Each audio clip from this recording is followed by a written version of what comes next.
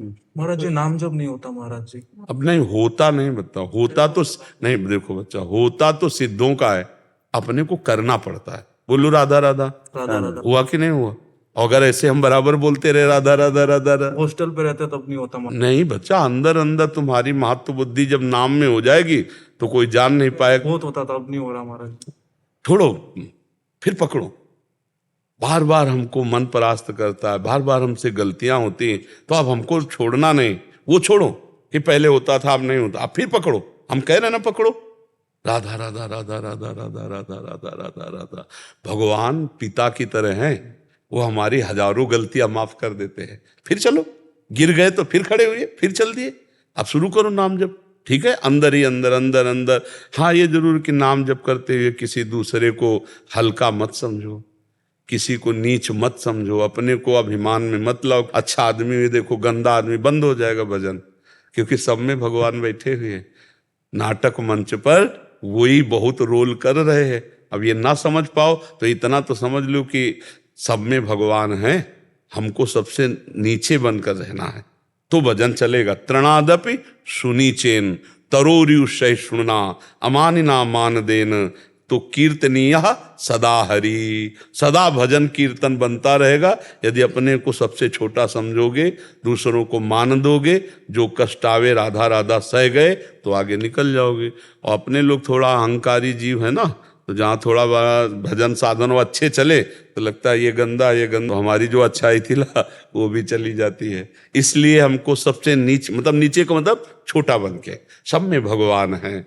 हमारे ऊपर गुरु कृपा है तो भजन हो रहा है, जब इनके ऊपर कृपा हो जाए ये भी भजन करेंगे। महाराज जी जैसे मतलब मैं अभी नॉनवेज तो नहीं खाता, छोड़ दिया, परंतु महाराज जी जैसे मतलब नाम जप करता हूँ ना महाराज जी, तो मतलब नाम जप के बाद मन महाराज जी जब दोस्त वगैरह खाते हैं नॉनवेज तो मन करता है कि मैं भी चले जाऊं उनके साथ। अगर गलत आहार, गलत पेय पदार्थ, गलत चेष्टा, तो उसका परिणाम भी गलत होगा। तो हम अपने दोस्तों को रोकें, ना कि उसी में मिल जाएं। अगर नहीं रोक सकते तो हम नहीं जाएंगे, हम नहीं खाएंगे, हम नहीं देखेंगे, हम ऐसी चेष्टा नहीं करेंगे। ऐसा होना चाहिए सत्संगी को। ऐसा थोड़े होना चाहिए कि हम चार बुरे आचरण करने वालों को देखकर हमारा मन बुरे आचरणों में चला जाए। ये तो बहुत गलत बात है भाई। ये बात, इस बात का सपोर्ट नहीं होना चाहिए कि हमारे चार दोस्त गलत हैं तो मेरा मन गलत करने को करे। ऐसा करेगा, ये तो बहुत गंदी बात है। मन करे लेकिन तुम कभी मत करना। तुमको हिम्मत रखना, गलत आचरणों में नहीं। यार ये मांस आदि जानते हो बच्चा, दूसरे का शरीर है यार। नहीं बच्चा, इतना तो हमें बताओ, दूसरे का शरीर है बच्चा। ये जैसे अपना शरीर ऐसे उनके हाथ पैर। आप एक मुर्गे को ऐसे मारो, ऐसे, वो देखो भागेगा। अब आपकी एक अंगुली के प्रहार को वो बचने के लिए भागेगा। आप किसी भी जीव को देखो, आप उसको उबाल के ऐसे खा, क्या बन जाए, क्या कौन सा तगड़ा। मांस मछली दूसरे के शरीरों के खाने से बल नहीं होता। जेगिर चरण दे हनुमंता, चले सगा पाताल तुरंता। जिम अमोघ रघुपति कर बाना, ये ही भांत चले हनुमाना। क्यों? हाँ, हृदय में भगवान का चिंतन, ब्रह्मचर्य, राम काज के लिए पूरा जीवन समर्पित। तो कोई जोड़ नहीं था, आपका भी कोई जोड़ नहीं होगा यदि यही लक्ष्य बन जाए। भगवान की सेवा, चराचर की सेवा, नाम जब, पवित्र आचरण, तो अभी दिव्यता आ जाए। अभी यहाँ अपने इंद्रियों की गुलामी से मुक्त नहीं है, मन की गुलामी से मुक्त नहीं है। देखो ना, संत को देखकर मन कभी नहीं चला कि हम भी संत बनकर भगवान की प्राप्ति करें। मुर्गा मुर्गी खाते देखकर मन चला।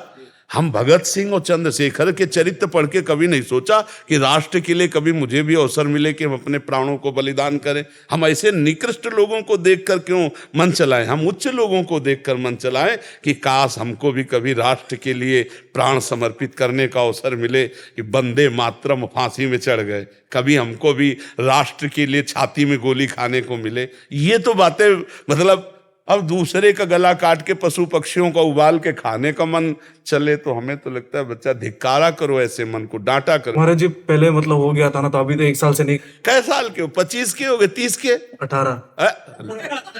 अब बताओ, 18 साल के हो। 13-14 में तो थोड़ा ज्ञान विकसित होता है। अब 4-5 साल तो ज्ञान विकसित हुए और कह लो पहले ये सब करते थे। अरे नहीं बच्चा, सुधार करो, ठीक है? अच्छे बच्चे हो। अब ऐसी गंदी बातें मन में अगर गंदे संग से आवे तो उनका त्याग करो, अच्छे बच्चे बनो। कोई भी एक नाम नहीं ले सकते, जैसे कभी राधा राधा, कभी शिव शिव, कभी कृष्ण कृष्ण, तो ये चल सकता है ना? ले भैया, मना तो एक नाम नहीं जप पा रहे, कभी राधा कभी भूल करो करो, धीरे धीरे मन पवित्र होगा तब एक में आ जाएगा। एक में आना तो कभी भूल भी जाते, फिर याद आता है राधा। कोई बात नहीं, जपो।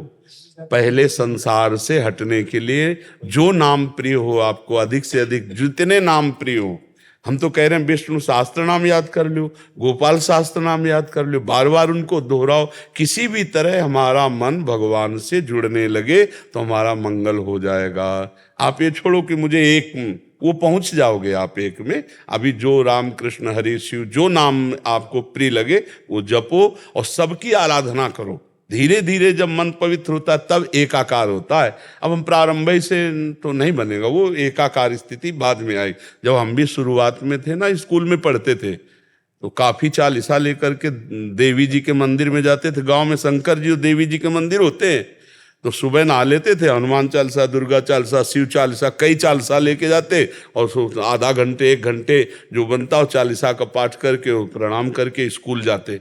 उसी का फल हुआ कि देखो भगवान के मार्ग में पूरा जी। तो शुरुआत सबकी ऐसे होती है, शिव, अंबाजी, गणेश जी और ऐसे विविध भगवत स्तोत्रों का गायन, तो उसी से आगे बढ़ते। तो आप शुरुआत में हो, चलो बढ़िया, उसमें परेशान नहीं है। विपुला शर्मा जी, झुंझुनू राजस्थान से। नारायण। राधा वल्लभ श्री हरिवंश, नारायण प्रभु। महाराज जी, आपके चरणों में कोटि कोटि नमन। महाराज जी, सर्वप्रथम आपकी असीम अनुकंपा व प्रेम जिसने भारतवर्ष में नवीन भक्ति का संचार किया के लिए आपको कोटि कोटि धन्यवाद। महाराज जी, मेरा प्रश्न है कि जिस प्रकार श्री कृष्ण जी ने गीता जी में अनेकों साधनों द्वारा भगवत प्राप्ति के मार्ग बताए हैं, अष्टावक्र गीता जी में एक श्लोक आता है, धर्मो अधर्मो सुखम दुखम मानसानी न ते विभो, ना करता असी ना भोक्ता असी मुक्तम एवासी सर्वदा, कहकर साधन रहित हो जाने का उपदेश दिया है। महाराज जी, प्रभु साधन रहित कैसे हुआ जाता है, इसके लिए? किसका प्रश्न? साधन किससे होते हैं? देह से, स्थूल देह से, सूक्ष्म देह से और कारण देह से। कारण देह स्वभाव, स्वभाव तीनों गुणों से बनता है। ना मैं स्थूल देह हूं, ना मैं सूक्ष्म देह हूं, अष्टावक्र गीता, ना मैं कारण देह हूं। तो इनकी क्रियाएं मेरी कैसे हुई? तो सुख दुख, साधन असाधन, उत्तम अधमता, लाभ हानि, ये सब प्रकृति के हुए, मेरे तो हुए नहीं। ये जो जान गया वो जीवन मुक्त पुरुष हो गया। यही जानने के लिए सब साधन है। हमारी बात समझ? यही जानने, केवल मान लो ऐसे अभी कि मैं स्थूल देह नहीं हूं, तो भूख लगेगी किसको? प्राणों का धर्म है, लेकिन आपको, क्योंकि आप तदात्म हैं। शौच लघु शंका लगेगी किसको? आपको, क्योंकि आप तदात्म हैं। आप पीड़ा से युक्त हो जाएंगे, प्यास से आप युक्त हो जाएंगे। 4 दिन आपको सोने को न दिया जाए शरीर को, आप विक्षिप्त हो जाएंगे, क्योंकि आप तदात्म हैं। कहने से नहीं होगा मैं शरीर नहीं हूं। इसके लिए साधन है। साधन से असाधनों का त्याग। साधन करते करते अंतःकरण जैसे निर्मल हुआ, तो जैसे निर्मल जल में, शांत जल में नीचे क्या है हमें दिखाई देता है, ऐसे ही पवित्र अंतःकरण में हमारे स्वरूप का साक्षात्कार हो जाता है। अंतःकरण जहाँ समता को प्राप्त हुआ तो हमारी ममता हट गई अंतःकरण से। अंतःकरण में ममत्व ही, अहम ही, ये मलिनता है। और ये जहाँ हटी तो शुद्ध बुद्ध स्वरूप हमारा था, है, रहेगा। उसके लिए किसी साधन की जरूरत थोड़ी है। तो जो वहां कह रहे हैं वो सिद्ध स्थिति कह रहे हैं। बिना साधन की स्थिति होगी क्या? क्योंकि आपकी स्थिति शरीर में है। जब तक शरीर से पवित्र साधन नहीं करोगे, हृदय से पवित्र साधन नहीं करोगे, स्वभाव ब्रह्म में नहीं बनेगा, तब तक ब्रह्मानुभूति कैसे होगी? हृदय में भगवान है। जैसे बिल्कुल देहाती भाषा में बताते हैं, दूध में घी है जी, है ना, पर उसके लिए प्रक्रिया है। नहीं तो आप दूध में पूड़ी नहीं पका सकते जी। ऐसे जैसे घी में पकाते हैं ऐसे आप डालोगे, ऐसे नहीं पकेगी। और उसी में घी है, पर प्रक्रिया है उसकी। दूध को दधी रूप दधी मंथन, मक्खन, मक्खन के बाद घी। समझ पा रहे हैं आप? मेहंदी में लालिमा है, लेकिन आप प्रत्येक पत्ते को फाड़ के देखो, अगर कहीं लाली दिखाई दे, उसकी एक प्रक्रिया है। उसको बांटो, हाथ में कुछ मिनट रखो, इसके बाद धो दो, तो आपके हाथ में लाली आ जाएगी। उसमें लाली थी तभी तो आई, पर खोजो, ना आपको पेड़ में दिखाई देगी लाली, ना आपको पत्ते में लाली दिखाई देगी। ऐसे ही ब्रह्म व्याप्त तत्व है, उसकी प्रक्रिया है। गुरुजनों की शरण में जाकर साधन चतुष्टय के द्वारा साधना करना, वेदांत दर्शन श्रवण मनन और शरीर राग का नाश, तो अपने स्वरूप में हो गया।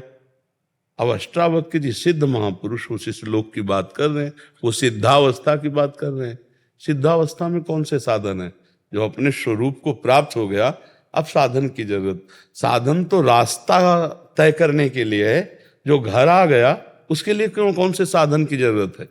भाई साधन की जरूरत, बोले हमें कोई ना कोई तो साधन चाहिए, हमें अमुक जगह जाना है, और जब अमुक जगह पहुंच गया तो साधन की जरूरत क्या है? वो पहुंची हुई बात कह रहे अष्टावक्र जी, और आप पहुंचे हुए तो हो नहीं, तो आपको जाना है तो राधा राधा राधा राधा नाम रटो, भगवान की लीला कथा सुनो, महापुरुषों के वचन सुनो, तो उससे शरीर राग नष्ट हो जाएगा।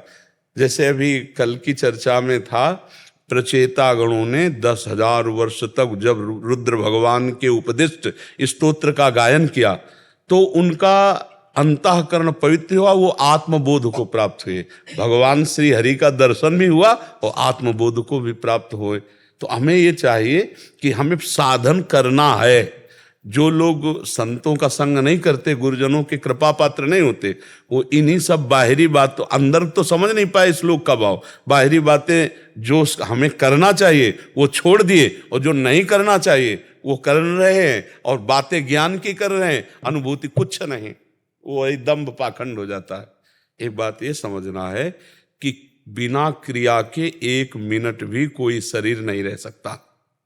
आप ऐसे हाथ पैर बांध दो और बैठाल दो ऐसे, बोले अब क्रिया हो रही है, अंदर देखो। शरीर अगर क्रिया नहीं कर रहा तो अंदर क्रिया हो रही है। 3 शरीर है, अब सूक्ष्म शरीर से क्रिया हो रही, यार कब मुझे छोड़े, कब मैं, ये क्रिया तो हो रही है। और सुषुप्ति में भी क्रिया होती है, सोने में भी। अगर सुषुप्ति में क्रिया ना होती तो बोले यार कच्ची नींद जगा दिया हमें, मतलब नींद की भी एक क्रिया है जो पक्की होगी जाके, नहीं बोले आज खूब यार मस्ती से सोए। तो हम ये देखते हैं बिना क्रिया के कुछ है नहीं, और हम क्रियाओं में फंस गए हैं गलत क्रिया करके। अब हमको सही क्रिया करके गलत क्रिया का प्रायश्चित करना है, और जब सही क्रिया हुई तो उसका कर्ता, जब निर्मल हृदय होगा ना, उसका कर्ता और भोक्ता भाव गया, अब वो अपने स्वरूप को आ गया।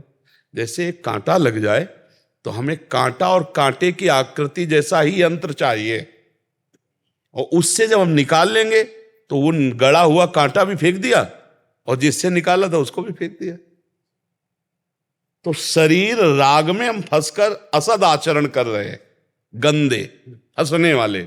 अब हम शरीर से सद आचरण कराएंगे, असद आचरण का त्याग किया, फिर सद आचरण का कर्ता भाव त्याग हो गया, अब वो बचा अपने स्वरूप में। नहीं तो बड़े बड़े महात्मा जो ब्रह्म बोध संपन्न हुए, आप उनके चरित्र पढ़ के देखो, कितने तपस्वी, कितने नियमनिष्ठ, कितने व्रत वाले, तब वो बोल रहे हैं हम ब्रह्मास्मि। ऐसे थोड़ी ब्रह्म स्वरूप में कि हाँ, तभी गोस्वामी जी ने लिखा है, ब्रह्म ज्ञान बिन नारी नर करे न दूसरी बात, और कौड़ी लागी लोभवश करे विप्र गुरु घात। गोस्वामी जी ने लिखा है ब्रह्म ज्ञान की बातें करते हो, स्थिति कहाँ है? अपराध वाली। तो जब तक तपस्या नहीं, साधना नहीं, पवित्र आचरण नहीं, तब तक हम शरीर राग से मुक्त नहीं हो सकते। बातें चाहे जितनी बनाई जाए कि मैं शरीर नहीं हूं, जब भूख प्यास लगेगी, जब सोच लघु शंका लगेगी, सर्दी गर्मी लगेगी, मान अपमान, विपत्ति सुख, इनसे परे होता है आत्मस्वरूप। और हम अभी इसी में हैं, ईमानदारी से देखो इसी में है कि नहीं? तो हमको चलना पड़ेगा ककहरा से। पीएचडी की बातें करें, आता ककहरा ना हो तो हालत क्या होगी? नहीं होगी। तो ये है पीएचडी की बात बच्चा, और स्थिति है ककारा में नहीं, परमार्थ का ककारा नहीं आता, और बात हम पीएचडी की करें तो सफल नहीं होंगे। तो उससे फिर लगता है कि आप सही स्थिति में आओ ना, वास्तविक आपका ऐसा ही स्वरूप है, तो केवल वाणी से बोलने से नहीं होगा, रात दिन भजन करने से होगा, रात दिन शास्त्रों का स्वाध्याय, चिंतन, पवित्रता, व्रत, नियम, तपस्या, तब जाके ब्रह्मबोध होता है। ऐसे मनमानी भोजन करें, मनमानी भोग भोग ले, संसार में विचरण करें और ब्रह्मबोध हो जाए तो सबको ना हो जाए। फिर आप विचार करो, तो नाम जप करो पहली बात तो, और भगवान के जो महान भागवत ज्ञानी जन हुए उनके वचनों को सुनो, शास्त्रों का स्वाध्याय करो और चरित्र पवित्र रखो। आज का सत्संग जो सुनाओ तो प्रारंभ यहीं से हुआ था कि श्री जी के चरणों का आश्रय, निरंतर नाम जप, आचरण पवित्र, संयम युक्त, 3 बातें कही थी। ये बात कोई भी स्वीकार कर लो, तुम्हारा मंगल हो जाएगा। भगवान के चरणों का आश्रय और नाम जप, और तुम्हारा चरित्र आचरण पवित्र हो, बस फिर आप निकल जाओगे। भले हम माला 2 माला 4 माला नाम जप कर ले, आश्रय भोगों का है, रुपया पैसा संसार का, भगवान का आश्रय नहीं, भोगों का आश्रय, और बहुत ही मनचला स्वभाव है, जो देखा उसी में फिसल गए। और 2-4 माला भाई नाम जप कर लिया, तो इससे तो बात नहीं बनेगी। नाम जप हुआ, घड़े में पानी डालना और अंदर है छेद, तो तुम्हारा घड़ा कभी भरेगा ही नहीं, कभी तुम्हें आनंद का अनुभव ही नहीं होगा। तो आप कहोगे भजन करते 20 साल हो गए, नहीं, सही ढंग से चलो। अगर छेद नीचे से घड़े के बंद कर दो, 5 बूंद डालोगे, फिर 5 बूंद डालोगे तो एकत्रित होना शुरू हो जाएगा। तो इसीलिए आचरण पवित्र। आज हमारे समाज में आचरण की महत्ता कम होती चली जा रही, नहीं होती चली जा रही। संयम, पवित्रता, आचरण, इनका बहुत बहुत ह्रास हो रहा है।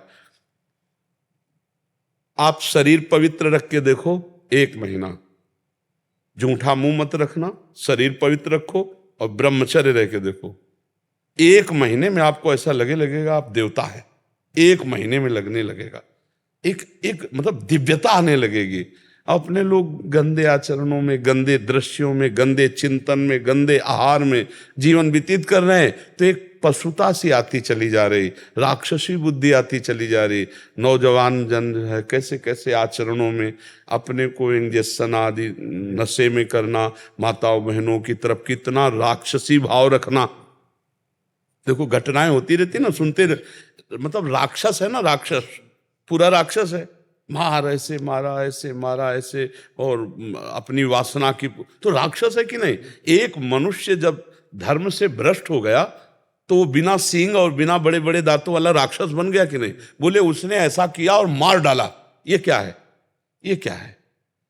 तुम्हारा शरीर जैसे तुम्हें प्रिय है वैसे सबको प्रिय है, तुम केवल अपनी वासना के लिए कर डाला ना, तो ये राक्षस भाव। आचरण अपवित्र तो देखो कहां तक पहुंचा दिया। एक आचरण ने उसकी तो हिंसा कर ही दी और अपनी भी हिंसा कर दी, अपना भी जीवन बर्बाद कर दिया, या तो आजीवन कारावास या तो फांसी की सजा। मतलब कैसे कैसे। तो हमें लगता है कि हर मनुष्य को ये जो लाभ मिला है मनुष्य देह का, ये भगवान का आश्रय लेकर सत शास्त्रों का स्वाध्याय, संतों का संग, नाम जप, ये जरूर करना चाहिए। अगर नहीं करोगे तो ये पशुता पिंड नहीं छोड़ेगी, ये कोई न कोई ऐसी गलती करा दे। मान लो नहीं ओपन हुआ तो आप अंदर अंदर जलेंगे। अगर भयानक पाप बन गया तो आप सह नहीं पाओगे, आपका मन आपको दंड देना शुरू कर देगा, फिर लगेगा यार अपना ही शरीर नष्ट कर लें। ऐसे ऐसे विचार आने लगते। जब हमारा पाप कर्म बन जाता है और कोई उसका दंड नहीं मिलता तो हमको डिप्रेशन में उतारता है। ये दंड है, हर समय भयभीत रहना, व्यर्थ की कल्पना करना, व्यर्थ की चिंता करना, ये उन्हीं पापों का फल है जो ओपन नहीं हुए, जिनका कोई दंड नहीं मिला। इसलिए हमारी प्रार्थना है कि ब्रह्म ज्ञान, भगवत प्रेम, ये बहुत ऊंचाई पे रखा हुआ है। ये ऐसे नहीं है कि आप ऐसे तोड़ो और खा लो, बहुत ऊंचाई पे है। उसके लिए आपको चरित्र पवित्र रखना पड़ेगा, नाम जप करना होगा, दूसरों का उपकार करना हो। ये देह मिली है, दूसरों का माता पिता परिवार ये तो अपने है ही है। गली चलते अगर किसी पशु पक्षी की भी सेवा करनी पड़े तो हम उसके लिए भी राजी रहे। तब जाकर हमारा हृदय पवित्र होगा। फिर हमको भगवान गुरुदेव की कृपा से ये जो तत्वबोध है, ये तत्वबोध है, अकर्ता स्थिति अभोक्ता स्थिति, ये तत्वबोध है, ये तब होता है जाकर के। अब ऐसे पढ़ लिख करके थोड़ी होता है, पढ़ लिख के नहीं होता, वो होता है। देखो इसीलिए उपनिषद में लिखा है, नायमात्मा प्रवचनेन लभ्या न मेधया न बहुना श्रुतेन। बहुत प्रवचन करने वाले को तत्वबोध नहीं होता, बहुत प्रवचन सुनने वाले को तत्वबोध नहीं होता, बहुत बुद्धिमान को तत्वबोध नहीं होता। बोले होता किसको है? बोले आत्मा जिसे वर्ण कर लेती है, आत्मस्वरूप गुरुदेव भगवान। मोक्ष मूलम गुरु कृपा, गुरुदेव भगवान उनकी आज्ञा में अपने जीवन को अर्पित कर दिया और उनकी कृपा से सब ज्ञान विज्ञान आ जाता। समझ रहे बच्चा? हेमलता तिवारी जी, राधे राधे महाराज जी। महाराज जी, मैं 1 साल से आपकी अमृतवाणी का सोपान करते हुए आपके वचनों पर चलने का पूरा प्रयास कर रही हूँ। महाराज जी, आपने कहा है कि अपने कर्मों को भगवान को अर्पित कर दें। गुरुदेव, मैं जब भी अपने लड्डू गोपाल जी के समक्ष अपने कर्मों को अर्पित करती हूँ तो मुझे लगता है कि गोपाल इतना छोटा है और मैं अज्ञान के भंडार से भरी हुई मेरी गठरी है, कितने कुकर्म। एक बात हम जरूर बताते हैं और सुना भी होगा अगर आप प्रतिदिन के श्रोता हैं। देवकी वसुदेव जी के सामने भगवान नारायण चतुर्भुज रूप में पहले प्रकट हुए। जब उन्होंने स्तुति वंदना की तो कहा, मैं अभी तुम्हारा बालक बनूंगा, पर तुमको ये पता होना चाहिए कि तुम्हारा बालक है कौन, इसलिए मैंने हरि रूप। तो गोपाल जी लड्डू गोपाल हैं वो, पर हैं कौन ये भी तो पता होना चाहिए ना। कर्माध्यक्ष अखिल कोटि ब्रह्मांडों के स्वामी भगवान हैं। हमारा भाव है कि मेरे पुत्र हैं, वात्सल्य तो वो है। अगर आप ऐसे भाव नहीं रखोगी तो फिर कैसे समझ पाओगी? क्या यशोदा मैया को भगवान ज्ञान नहीं दे रहे क्या? देखो दूध पिला रहे हैं लाला को, अब वो पीते चले जा रहे हैं, अब वो भाव में पिलाती चली जा रही, तो उन्हें तोंद में हाथ फेरा कि इतनी बुद्धि पेट है लाला की, और ये इतनी देर से पीता ही चला जा रहा है, कहीं अपच ना हो जाए। मैया को आया तो भगवान को जमाई आई, जी आ किया सोई देखा अनंत ब्रह्मांड, भगवान के पेट में अनंत पूरा। थोड़ी देर बाद फिर उनको लगा, अरे मेरी नेत्रों का आँखियों का दोष है, ये तो मेरा लाला है। कई बार भगवान ने विराट रूप दिखाया है। एक बार छड़ी लिया और जब दाऊ दादा कह रहे थे कि यानी मिट्टी खाई, बोले कन्हैया तेने मिट्टी खाई? बोले मैया मैंने तो मिट्टी नहीं पाई। बोले दाऊ दादा कभी झूठ नहीं बोलते, तो मुंह दिखा। भगवान मन में सोच रहे मत खोलवाओ मुंह, वो छड़ी लेके मुंह खोल, तो भयचकित नेत्रों से भगवान देखते हुए जे भी मुंह खोला, फिर अनंत ब्रह्मांड, वही सब लोक लोकांतर भगवान के उदर में। तो भगवान ने जब यशोदा मैया को ये ज्ञान कराया तो तुम तो भाव कर रही हो, तुम्हें अभी लाला का बोध ही नहीं, अपने ना उतना प्यार है, उतना प्यार नहीं। देखो हम लोगों को जितना देह प्राण प्रिय है, अभी भगवान उतना प्रिय नहीं है। और जिस दिन भगवान प्रिय हो जाएंगे उस दिन ये बात ही तुम्हारे मुख से नहीं निकलेगी, क्योंकि स्थिति हो जाएगी ना आपकी। तो हमें लगता है कि हम गोपाल जी को लड्डू गोपाल जी माने, भैया माने, कुछ भी माने, वो सब के लिए तैयार है। ये था माम प्रपद्यन्ते तात भजा में, जो भाव करो प्रभु वही भाव स्वीकार कर रहे हैं। लेकिन ये ध्यान रखना कि है कौन ये है कौन, ये बात ध्यान रखना है।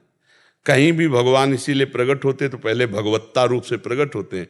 कौशल्या जी के सामने पहले भगवान रूप में प्रकट हुए, फिर माता पुनि बोली सोमति डोली तजहु ताते रूपा की जैसे सुलीला अति प्रिय शीला सो सुख परम अनुपा। तो सुनि बचन सुजाना रोदन ठाना होई बालक सुर भूपा, ये चरित्र जिगावें हरिपद पावें तेन पर भवकूपा। आता है कि नहीं?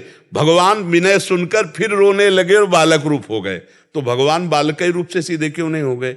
इसलिए कि इनको पता होना चाहिए कि मेरा बालक है कौन, सच्चिदानंद भगवान। और भगवान याद भी दिलाते हैं कि आपने तपस्या की थी, वरदान मांगा था कि आपके जैसा पुत्र हो, तो मेरे जैसा तो कोई है नहीं, मैं ही हूं, इसलिए मैं तुम्हारा पुत्र बनने आया हूं। तो जिनके घरों में भगवान पुत्र रूप बने वहां तो ज्ञान करा रहे हैं, और आप लड्डू गोपाल जी को मानो ही नहीं कि प्रभु, तो कौन है लड्डू गोपाल? अखिल कोटि ब्रह्मांड का नायक है वो परात्पर ईश है, वो काल का भी काल है, महासावर्तशाली। अर्जुन को दोस्त भाव से स्वीकार किया तो दिखाया विराट की नहीं कि तुम्हारा दोस्त कौन हो। बड़ी गलती हुई, हे कृष्ण हे सखा कह के कहता, प्रभु आप तो तुमादि देवा पुरुषा पुराणा तुमस्य विश्व से परम विद निधानम वेत्तासि वेद्यम परमम च धाम त्वया ततम विश्व अनंत रूप। ये हमें जानना है। श्री कृष्ण हमारे दोस्त हैं, श्री कृष्ण हमारे प्राण प्रिय पुत्र हैं, श्री कृष्ण हमारे पति हैं, श्री कृष्ण हमारे स्वामी हैं, श्री कृष्ण तो है कौन? श्री कृष्ण ये भी पता होना चाहिए। अनंत ब्रह्मांडों के स्वामी हैं, अखिल कोटि ब्रह्मांड परात्पर ईश भगवान श्री कृष्ण। उनको हम बाल भाव से पुत्र रूप में भज रहे हैं, उनको हम मित्र रूप में भज रहे हैं। ये भाव है शांत भाव, दास्य भाव, सख्य भाव, वात्सल्य भाव, कांता भाव, सहचरी भाव। ये भाव है जिनके द्वारा हम दुलापर हैं। कौन? वो पर ब्रह्म परमात्मा तत्व। तो हमारे भी कोई संशय नहीं रहेगा, सर्व कर्म समर्पण अपने आप होता रहेगा। बात समझ में आ रहा है? अभी कोई संशय इसमें? तो ये तो पता रहता ही है कि मतलब ईश्वर है, सब कुछ है, लेकिन हम उनकी जो सेवा कर रहे हैं वो तो हमारा भाव वही है कि बैठे हैं गोपाल, इतनी देर हो गई है, अभी हमने सुलाया नहीं। हम नहीं, ये तो भाव की बात आपकी है, लेकिन गोपाल की सेवा के अलावा जो हमारे कर्म होते हैं वो हमको बांध ना पाए, इसलिए हमें गोपाल को समर्पित करने हैं। हर कर्म भगवान यत करोसि, गीता जी में भगवान करें यत करोसि, जो कर्म करो वो मेरे को समर्पित करो। ये तो सर्वाणि कर्माणि मयि सन्न्यस्य मत्पराः, भगवान जो आदेश करें वो तो हमें पालन करना है। तो हमारे जितने सुबह से लेकर के शयन तक कर्म हैं वो सब भगवान की प्रसन्नता के लिए, भगवान को अर्पित करने के लिए। और जब हमारा दृढ़ भाव ये हो जाएगा कि मेरे भगवान, उठते बैठते चलते फिरते गोपाल जी के सिवा कोई याद नहीं, तो कर्म समर्पण बकाया ही नहीं रह गया। जब स्व समर्पण हो गया तो कर्म समर्पण अपने आप हो गया। अभी स्व का ही समर्पण नहीं है, इसलिए कर्म समर्पण करो। तब स्व का समर्पण हो गया तो ये भी विस्मृति, ये भी प्रश्न ही नहीं रहेगा। जो आपकी स्थिति है वो अभी वहां नहीं है, नहीं प्रश्न ही नहीं आता है। हम और हमारा लाला दुनिया से मतलब नहीं, रात दिन उसी के दुलार, तो वो स्थिति नहीं है ना। वो स्थिति होती तो प्रश्न ही नहीं आता, और जब प्रश्न आया तो उसके अनुसार चलो। लाला से इतना आसक्ति हो जाए, जैसे आप अपने इकलौते अबोध पुत्र से जो खुद अपने शौच लघु शंका इनका कोई ज्ञान नहीं, भूख प्यास उसकी कोई सामर्थ्य नहीं कि वो पानी पी सके, अबोध ऐसे गोपाल जी से प्यार किया। और उस प्यार की जब तन्मयता आ गई तो प्रश्न क्या रह गया? जब हम ही समर्पित हो गए तो हमारे कर्म तो अपने आप समर्पित हो गए। अभी स्व समर्पित नहीं हुआ, इसलिए समस्या है। नहीं तो बस अपने लाडली लाल या अपने गोपाल, उन्हीं में तन्मया स्थिति में प्रश्न कैसा? और जब तक तन्मया स्थिति नहीं तब तक हमें सिद्धांत से चलना होगा, तभी हम प्राप्त कर पाएंगे। आप सबसे प्रार्थना है अपनी तरफ से, देखो मानव जीवन बड़ा कीमती है। शराब पीना, मांस खाना, पराई माता बहनों की तरफ गंदे विचारों से देखना या आचरण करना, ये सर्वनाश की जड़ है। ये सुधार कर लो, नाम जप करो, दूसरों को सुख पहुंचाने के आचरण करो। 4 दिन हैं, इसी में कमाई कर लो, भूल मत करो। हमें जाना है यहाँ से, हम सबको यहाँ से जाना है। हम कह रहे स्वस्थ शरीर, ऐसे चलते चलते दिल फेल हो जाता है। 1 मिनट में कब हम यहाँ से चले जाएं और फिर हमको कमाई का अवसर नहीं मिलेगा। ये मानव देह में ही हम कमाई कर सकते हैं, अच्छी या बुरी। मनुष्य जन्म में नवीन कर्म कर सकते हैं। तो हम दूसरों को सुख दें, नाम जप करें। ये मांस खाना, दूसरों को कष्ट दे करके, या शराब पीना, ये आसुरी प्रवृत्ति, या माताओं बहनों की तरफ गंदी दृष्टि से देखना, ये सर्वनाश करने वाला है। ये महापाप के अंतर्गत आता है। तो हमारी जहाँ तक शब्द पहुँचे, प्रार्थना है कि आप अच्छे अच्छे पदार्थ पाओ, अच्छे विचार वाले बनो, स्वस्थ रहो, दूसरों के काम आओ, दूसरों की सेवा में आओ, दूसरों को शोषण करके नष्ट करने वाले मत बनो। ये मानव जीवन बहुत कीमती है, दुर्लभो मानुषो देहो, इसका लाभ ले लो। उठते बैठते चलते फिरते राधा राधा राधा, कृष्ण कृष्ण, क्या पैसा लगता है? और ये आपको सब कुछ प्रदान कर देगा, लोक परलोक के सारे सुख प्रदान कर देंगे। देखो अगर किसी को लगता हो क्या राधा राधा राधा राधा कृष्ण कृष्ण जपते रहें जैसे लोगों को, तो क्या हमारे सारे काम बन जाएंगे? हम कह रहे तुम्हें विश्वास नहीं है, सारे काम हो जाएंगे। भगवान ने सृष्टि रचना के समय किसी का सहयोग नहीं लिया, नहीं, एक संकल्प मात्र से अनंत ब्रह्मांड बन गए। और उन भगवान का अगर आप नाम जप करोगे तो अनंत ब्रह्मांडों का कार्य जिनसे चल रहा है वो आपका भी चला रहे, पर आप जान नहीं पा रहे, अहंकार के कारण लगता है मैं कर रहा हूं। वही बल है आप में जो बल है बुद्धि, वो उन्हीं का बल बुद्धि है। इसलिए गलत आचरणों का त्याग करके सब भाई नाम जप करो और सुखी रहो, प्रसन्न रहो, अच्छे आचरण करो। इसके लिए मनुष्य जन्म, ये डिप्रेशन, हाय हाय, ये दुनिया की नारकी दुर्गतियां, ये पाने के लिए मानव जीवन नहीं, ये आनंद के लिए। आनंद सिंधु मध्य तो वासा। अब समस्या हो गई कि आनंद की खोज हम बाहर करने लगे, वो आनंद है अंदर और हम बाहर व्यक्ति वस्तु स्थान में खोज करने लगे, वही पाप करने लगे। आनंद की खोज के लिए हमारा पाप शुरू हो गया, इसमें नहीं, इसमें, इसमें नहीं, इसमें, और पाप बनता है हमारी वो आनंद है कहाँ? हृदय में। आप देखो, नाम जप करके देखो, हृदय में भगवान प्रकाशित हो जाते, अद्भुत आनंद, कुछ नहीं चाह रह जाती, कोई चाह नहीं रह जाती। इसलिए गलत आचरण मत करो, नाम जप करो। भाई हमारे पास आने का तो मतलब यही है, साधु समागम का मतलब क्या है? आपका मंगल होना चाहिए, आपको लाभ मिलना चाहिए, और लाभ मिलेगा नाम जप से, अच्छे आचरण से, जंतुर बंधाने से नहीं, छूछा राख से नहीं। राम राम कृष्ण कृष्ण हरि हरि राधा राधा, इसी से मंगल होगा। और सब मायाकृत नाटक है, और सब मायाकृत नाटक। हम नहीं कह रहे, शास्त्र कह रहा, आ ब्रह्म स्तंभ पर्यंतम सर्वम मायामयम जगत सत्यम सत्यम पुनः सत्यम हरेर नामयु केवलम। सत्य सत्य सत्य, भगवान भगवान का नाम, और सब माया नाटक है। खूब नाम जप करो। कितने सुंदर सुंदर पदार्थ है, भगवान को भोग लगा के पाओ और अच्छे से जियो। मनुष्य जीवन जीना तो है, ये अच्छा जीवन है। दूसरे को कष्ट देकर डिप्रेशन में बैठे जल रहे हैं, नाना प्रकार की चिंताएं, सुख, उद्विग्नता, परेशानियां, नहीं, सब परेशानी मिटाने के लिए तो हमें मानव देह मिला है। मानव देह का मतलब है मुस्कुराहट, आनंद, स्वस्थता। पर यह तभी होगी जब धर्म में चलोगे, भगवान का भजन करोगे। जब हनुमान जी को देखा सब लोगों ने, जब सीता जी खोज ले, तो मुख प्रसन्न तन तेज विराजा, और कीने से रामचंद्र कर काजा। सबको पता चल गया, काम हो गया। क्यों? मुख प्रसन्न तन तेज विराजा। अब मुख प्रसन्न क्यों नहीं सबके, तन में तेज क्यों नहीं? क्योंकि भगवान का कार्य नहीं कर रहे, भोगों का कार्य कर रहे। रामचंद्र कर कीने से काजा, मुख प्रसन्न तन तेज विराजा। अभी आप देखो, संयम से चलो, भजन करो, पवित्र आहार, तो अभी आपका लुभावना चेहरा भी होने लगेगा, नहीं डरावना चेहरा लगता है। नहीं, जब भोगों में रत्ती पापाचरण, तो देख के डर लगता है कि पता नहीं भगवान, नहीं तो भगवान का चिंतन करने वाले में भगवान का रूप आने लगता है, गुण आने लगता है, प्रभाव आने। तो हम तो हैं तो सब भगवान के बच्चे नहीं है।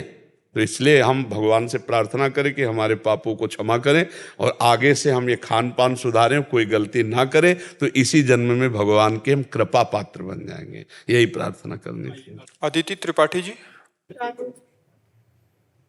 महाराज जी राधे राधे, आपके चरणों में कोटि कोटि प्रणाम। महाराज जी, मैं बिहारी जी को सखा भाव से पूछती हूँ। महाराज जी, मेरे बिहारी जी से कुछ मांगने का मन नहीं करता। मुझे लगता है कि मैं कुछ मांगकर अपने सखा पर दबाव डाल रही हूँ। ये मेरा सखा प्रेम के विपरीत लगता है। परिस्थितिवश यदि कुछ मांगना पड़े तो मांगना उचित रहेगा? देखो, ये भाव का खेल होता है। केवल सखा, ये तो स्थिति है नहीं आपकी कि आप केवल सखा में स्थित हो। आप अपने देह भाव में ही हैं, अपनी इंद्रियों के सुखों को सुख भी मानती हैं, आपकी आवश्यकताएं भी हैं। तो अभी केवल सखा बिहारी जी तो आपके हुए नहीं, वो भी हैं। जैसे सब हमारा देह मन बुद्धि ऐसे हुए, वो भी उनसे है, लेकिन केवल वही मेरे हैं। जैसे मीरा जी, मेरे तो गिरधर गोपाल दूसरो न कोई। स्थिति तो यह है नहीं, तो अब मांगने का प्रश्न खड़ा होता है। तो अब हम किसी और से थोड़ी मांगेंगे, हमारा सखा ही है, महालक्ष्मी पति है, अनंत ब्रह्मांडों का स्वामी। इतना तो बोध होना चाहिए कि है कौन प्रभु ये, अनंत ब्रह्मांडों के स्वामी, अखिल लोक चूड़ामणि, महालक्ष्मी जिनके चरण सहलाती रहती, वे मेरे प्रभु हैं। वही मेरे प्रभु मेरे सखा हैं। अब समस्या कोई है ही नहीं। पहली बात, हम अपने लिए कुछ मांग सकते नहीं, क्योंकि हमारे प्राणनाथ सखा हैं बिहारी जू। अब बिहारी जू के लिए कुछ मांगना बनता नहीं, क्योंकि वो सर्वज्ञ पहले से व्यवस्था करते। तो यद्यपि मांगना बिल्कुल नहीं बनता ही नहीं मांगना, क्योंकि हम जिससे मांग रहे हो अल्पज्ञ थोड़ी, वो तो सब कुछ जानते हैं, सर्वज्ञ हैं। अब अगर मांगते हैं तो फिर हम केवल बिहारी जी से मांगते हैं, और पूरी हो या ना पूरी हो, दोनों में हमारे प्यार में कमी नहीं होगी, तब तो भक्ति है। और अगर तो फिर वो भक्ति टिकाऊ नहीं रहेगी, वो श्रद्धा टिकाऊ नहीं रहेगी। आप समझ पा रहे हैं हमारी बात को? किसका प्रश्न है, आप समझ रही? हाँ। स्नेहा गर्ग जी, मुंबई। राधा वल्लभ श्री हरिवंश। राधा वल्लभ श्री हरिवंश महाराज जी, आपके चरणों में कोटि कोटि प्रणाम। महाराज जी, आपके सत्संग सुन के सब सवालों का हल मिल जाता है। मेरा महाराज जी एक फिर भी सवाल है कि श्री जी और आपकी कृपा से राधा वल्लभ श्री हरिवंश नाम का जाप करने का प्रयास कर रही हूँ। महाराज जी, क्या श्री राधा वल्लभ लाल जी में अनन्य भाव की प्राप्ति करने के लिए श्री कृष्ण के दूसरे रूपों से मन हटाना पड़ेगा? जैसे मैं मुंबई में रहती हूँ, राधा गोपीनाथ और राधा रास बिहारी मंदिर जाते हैं, उनके रूप जैसा श्री कृष्ण का ही बहुत से विग्रह स्वयं श्री वृंदावन धाम में भी है। तो क्या अनन्य होने के लिए केवल राधा वल्लभ लाल जी के ही रूप का दर्शन चिंतन करना होगा? मुंबई जहां मैं रहती हूँ, वो जो विग्रह है मेरे को बहुत प्यारे लगते हैं, वहां के गोपीनाथ जी मुझे नहीं यहीं भेजा है महाराज जी। मेरा गोपीनाथ जी राधा वल्लभ नहीं है क्या? वही है हमारे। हाँ, भाव समझना है कि राधा गोविंद देव जी, राधा दामोदर जी, राधा बांके बिहारी, राधा वल्लभ जी, राधा रमण जी या राधा गोपीनाथ जी, वही प्रभु हैं। अलग अलग भक्तों की कुंजों में जब गए तो उन्होंने अलग अलग नाम रख दिया, प्रभु वही हैं।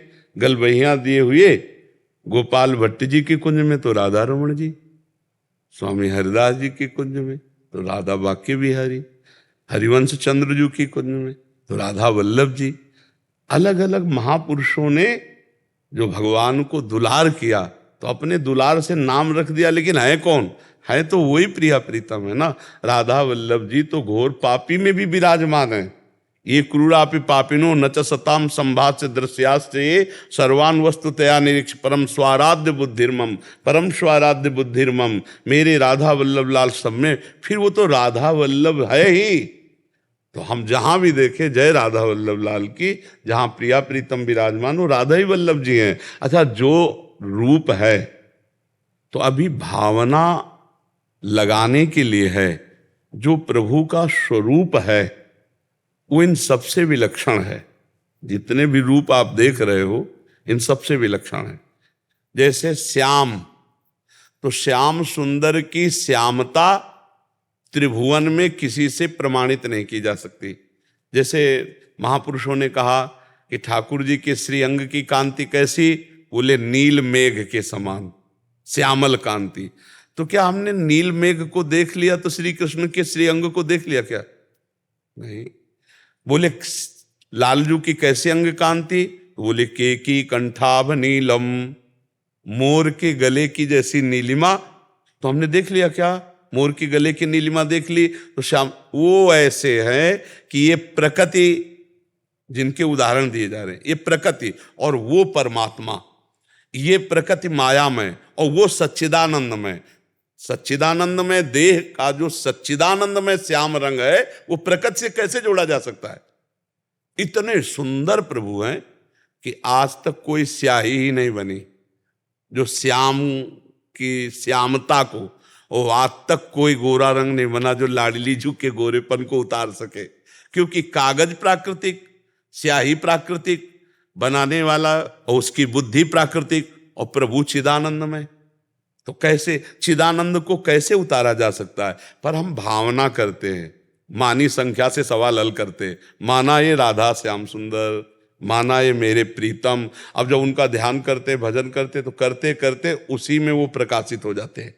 तो हम राधा वल्लभ जी को बहुत सीमित रूप वाला मत समझें। हर रूप उन्हीं के है। हमारा अगर प्यार बढ़ रहा है किसी रूप में तो हम राधा वल्लभ जी उनको मानकर ध्यान करते, पहुंच तो वहीं जाएंगे जहां पहुंचेंगे। वो रूप जब कोई देखता है तो फिर नेत्र फिर बाहर और कुछ देख ही नहीं पाते। पी मूर्ति नयनन बसे तेहि रस रहाय समाय, ये लक्षण सुनि प्रेम के और न कछु सुहाय। अभी जैसे बने तैसे संसार का चिंतन छोड़ो और प्रभु का करो। और जब प्रभु का चिंतन अखंड होने लगेगा और वो जब रूप आएगा प्रभु का तो फिर सब बंद हो जाता है। फिर वो कठपुतली की तरह जैसे प्रभु चलाते वैसे चलता है, वो अलग बात है। तो हमारी बात समझ रहे हो ना? हाँ। तन्नू जी कनाडा से। राधा वल्लभ श्री हरिवंश महाराज जी, आपके चरणों में कोटि कोटि वंदन।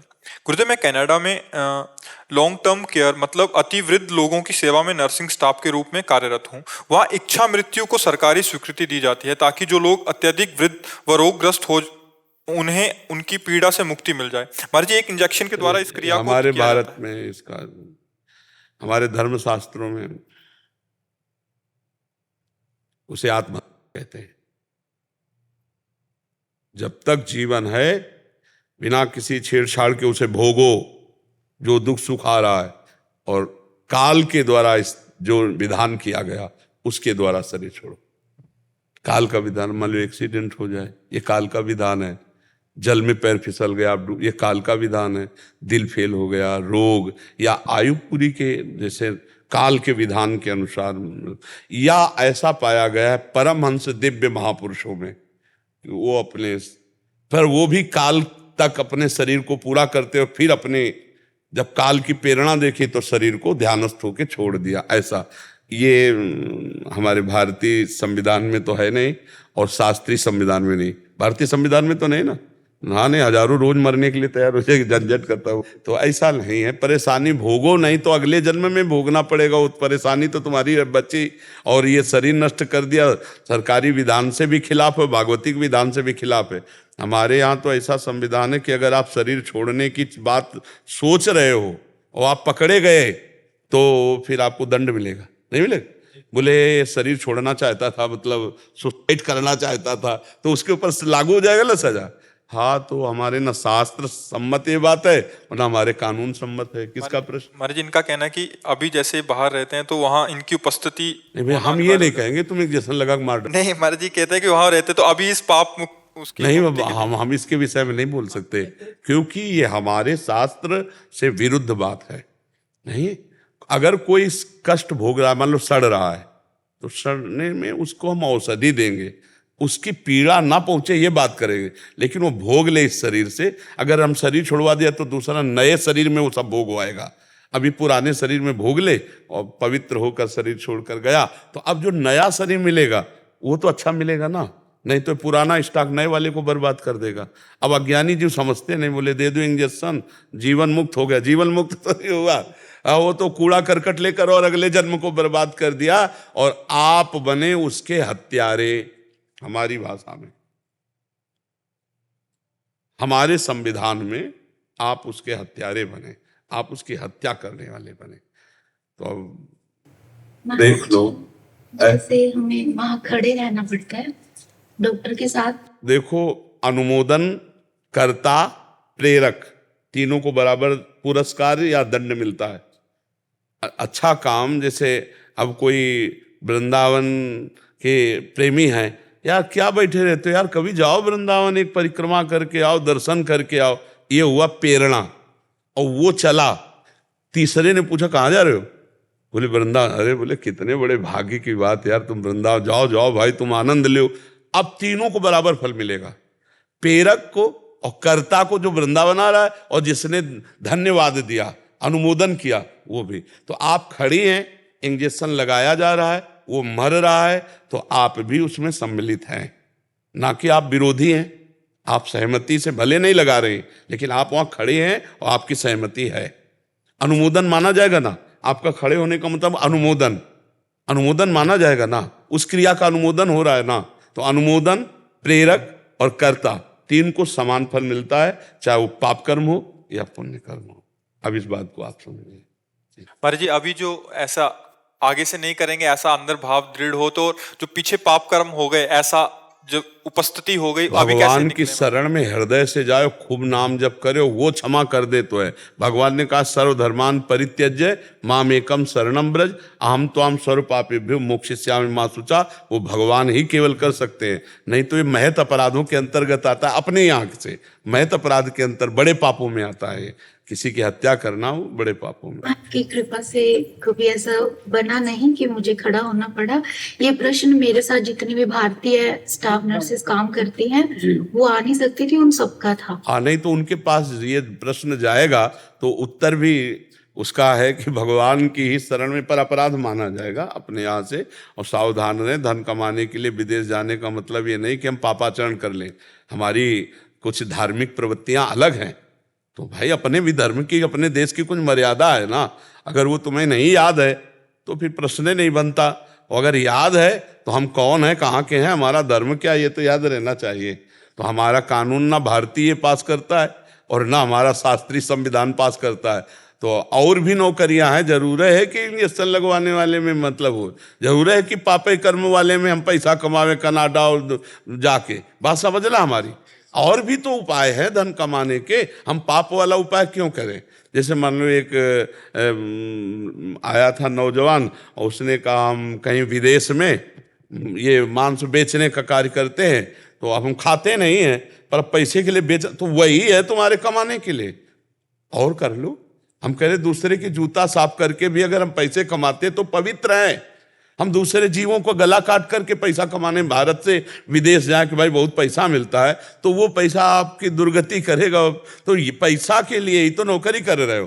कह दे नहीं समाज सेवा, तो ये समाज सेवा तो तब थी जब उस बीमार को हम अच्छी दवाएं देकर पीड़ा रहित करके और जितने दिन जिए। जैसे सामने अस्पताल है एक, यहाँ सुविधा है क्या, जो मरणासन आदमी कहीं नहीं ठीक हो सकता वो यहाँ आवे, ठीक नहीं होगा पर उसको मरने तक हाँ पीड़ा नहीं होने दी जाएगी, सुविधा दी जाएगी। ये बात है। मरो अपनी आयु, लेकिन जब तक जिंदा रहोगे तुम्हारे को ऐसे इंजेक्शन लगेंगे कि आप पीड़ा से व्याकुल नहीं होंगे। जैसे कैंसर है, किडनी फेलियर, बहुत वो हाई प्रकार के मरीज, अब ऐसा नहीं कि इंजेक्शन नहीं, ये हमारे यहाँ की पद्धति तो नहीं। तो हमारे सब भारतीयों से प्रार्थना है, विदेश में जाकर के भी अर्थ कमाने के लिए यदि आप गए हैं तो अपने धर्म को मत भूलिए, अपने आचरणों को मत भूलिए। पैसा ही सर्वस्व नहीं है, धर्म सर्वस्व है। ये बात ध्यान रखने की जरूरत है जी। मयंक शर्मा जी जयपुर से। राधे राधे महाराज जी आपके चरणों में कोटि कोटि प्रणाम। महाराज जी मैं पिछले 20-22 वर्षों से ऋण वसूली विभाग में काम करता हूं।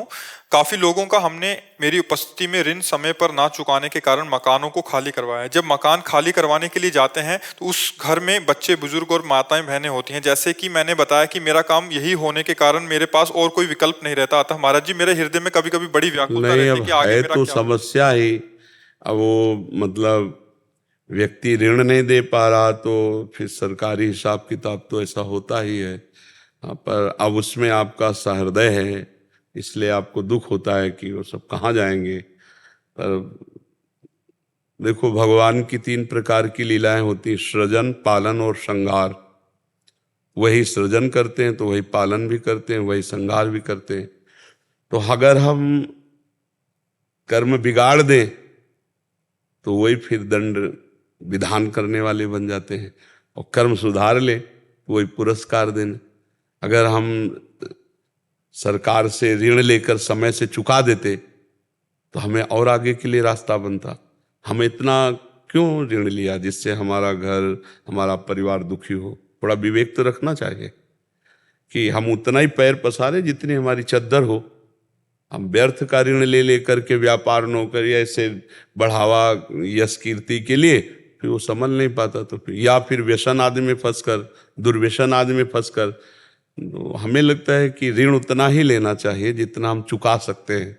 और हमें लगता है कि ऋण विशेष कार्यों में, जैसे बेटी का ब्याह है या कुछ ऐसे विशेष कार्यों में भले ले ले, नहीं तो मेहनत करके खा ले। ऋण से धनी आदमी बनने की चेष्टा में प्रायः उनका परिणाम अच्छा नहीं देखा गया। नहीं, बड़ी बड़ी कंपनियां बिक गई। तो अब भाई सरकारी आप आदमी हैं और सरकार के आदेश से आप जा रहे हैं तो आप सहृदय इसलिए दुखी होते हैं, पर वो तो होगा, वो तो होगा। इसलिए हमें लगता है भगवान से प्रार्थना करें कि उनको व्यवस्था दे, उनको अपना भाव बकाया, और आप कुछ नहीं कर सकते। सरकारी आदेश के आगे किसी का क्या, बस आप नहीं तो दूसरा अधिकारी आ जाएगा। मान लो आप उसके कार्य में बाधा पहुंचाए सरकारी कागजात, तो आपको हटाकर दूसरा अधिकारी, वो तो होगा ही जो होना है। तो ऐसे ही विनाश लीला भगवान की होती है, वही तो करते हैं जो हमारे कर्म परिणाम, तो फिर विधान वही कर देते हैं। तो थोड़ा हृदय को भी मजबूत रखना पड़ेगा। नाम जप करते हैं कि जिसकी सृष्टि लीला है उसी की पालन लीला है, उसी की संहार लीला है। तो संहार लीला का एक अंश तो ये हुआ ही ना, इसलिए धैर्य रखो, नाम जप करो, सामने वाले के लिए मंगल कामना करो, है ना। और जैसे कोई अपराधी है, अब उसने अपराध किया कि उसको मृत्यु दंड मिलना चाहिए, अब बड़ा दयालु जज है, पर उसको करना पड़ेगा, नहीं करना पड़ेगा, उसको हिम्मत करनी पड़ेगी और उस अपराधी को मृत्यु दंड देना होगा, चाहे जितना दयालु, क्योंकि विधान है। तो ऐसे ही आपका कार्य है। तो सहृदय होने के कारण ऐसा भाव आएगा, लेकिन क्रिया वही होगी जो सरकारी विधान से होना, उसमें कोई बचाव पक्ष हो नहीं सकता। नहीं नहीं, आप नहीं करोगे, दूसरा भेज देंगे, सरकार के पास आप ही थोड़ी हो, दूसरे भेज देंगे। तो वो तो विधान होगा ही, आप जहां भी जाएंगे आपका जो अधिकार है उसके अनुसार आपको सरकारी सेवा करनी ही पड़ेगी। तो जैसे बहुत दयालु पुलिस वाला है, लेकिन अगर चोर है, उसकी पिटाई का विधान बन चुका है, तो उसे डंडा चलाना पड़ेगा, चाहे जितना दयालु हो, डंडा चलाना पड़ेगा, क्योंकि डंडा चलाने से वो पवित्र होगा और वो कानूनी विधान से युक्त होगा, वो उसका अब अपने कानून के अंतर्गत रहे, तो ये डंडा चलाना भी पूजा हो जाएगी। भगवान का ही सारा खेल है।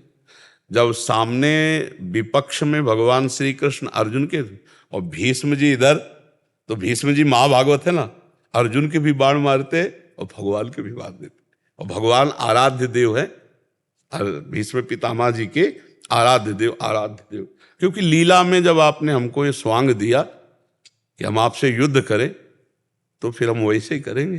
तो आपने स्वांग दिया है लीला में, तो फिर ये हमें करना पड़ेगा, ये विवेक से समझना पड़ेगा, है ना।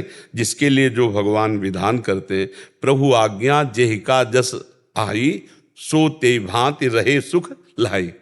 कोई दूसरा उपाय नहीं है। आपको लगता है क्या कोई दूसरा उपाय? बस कोई उपाय नहीं जी। शशिधर तिवारी जी। जी, राधे राधे श्री हरि। राधे राधे गुरुदेव।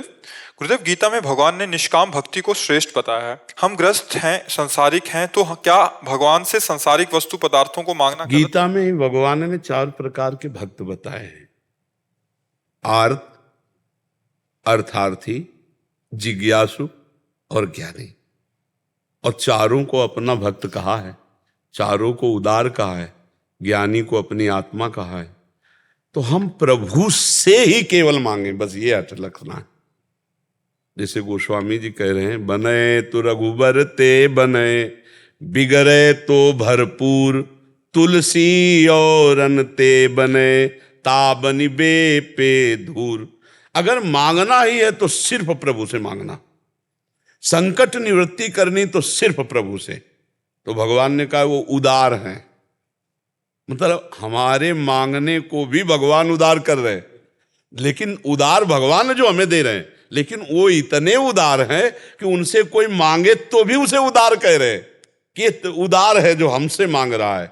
जैसे पिता अरबपति है और बेटा किसी दूसरे से 2 रुपए मांग रहा हो, तो पिता को बुरा लगे ना, और जब अपने पिता से वो मांग रहा है तो खुश हो जाता है।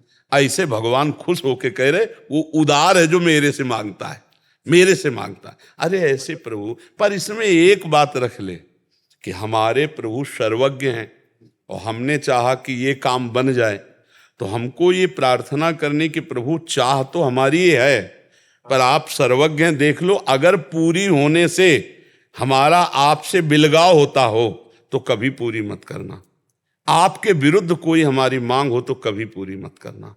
प्रभु आपको जिसमें अच्छा लगे मांगेंगे तो हम आपसे, क्योंकि आपके बच्चे हैं, आपसे मांगेंगे, पूरा ना पूरा होना ये आपकी इच्छा के ऊपर है।